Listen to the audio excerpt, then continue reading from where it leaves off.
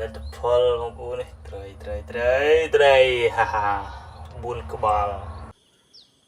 សួស្តីពុកម៉ែបងប្អូនអរគ្នាបាទព្រឹកនេះមកដល់ស្ទឹងទៀតហើយយើងមើលលប់ទី1ឃើញថាលប់ទី1របស់យើងនេះបងប្អូនអានេះចូលត្រីហើយនេះអានេះ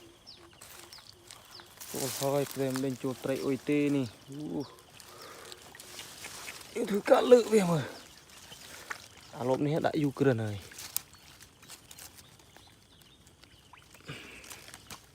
អត់ដាក់យូជាងគេមកទ្រូនេះ3នេះណៃអើយ3ក្បាលមកទ្រូនេះជួយម៉ាយហើយគ្រប់បដ យ ហ៎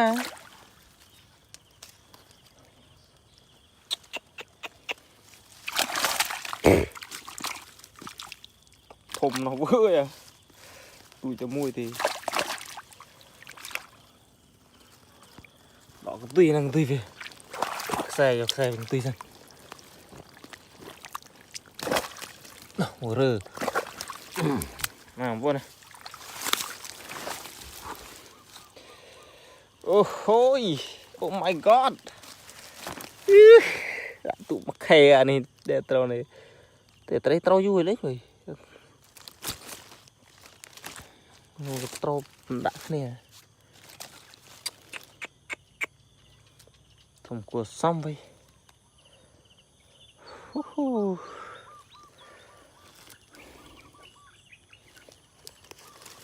គ្រប់ទឹកហើយ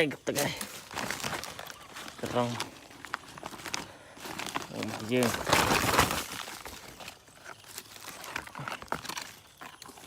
ខានត្រូវយូរតើដាក់យូរជាងគេដែរដាក់ងាយត្រូវអូធំត្រីណា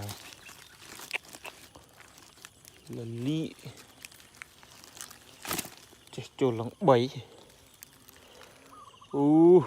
ចាំជុំហ្នឹងដាក់គ្រឿងមួយ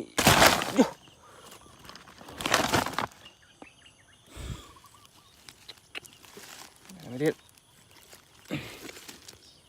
អានេះតិចទូចអានេះទូចមួយទូចមកធំ2វាដែរអានេះប៉ុនក៏ដៃក្មេង3-4 ខាំបាទនេះចូលពេល8 ខាំហើយណែប៉ុនគ្នានឹងអាមិញអីយ៉ា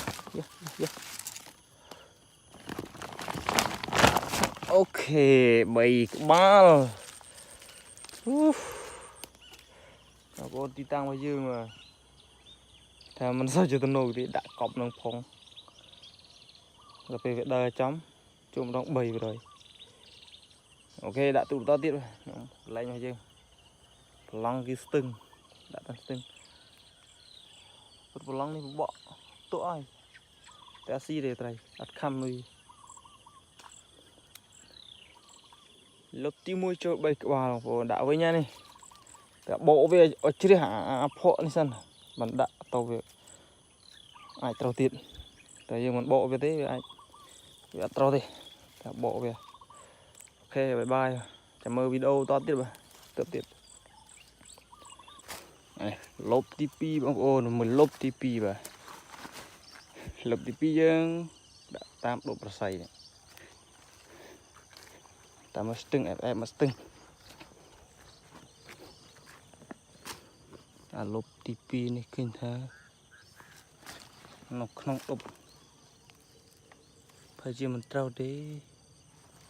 ទឹកថ្លាលុបមើលឃើញទេនៅក្នុងដុបអត់ត្រូវទេបងប្អូនលទ្ធផលបងប្អូននេះត្រីហាហា4ក្បាលសិតតែຂະຫນາດគីឡូទួយដាក់នេះមួយទេនេះទួយជាងគេ4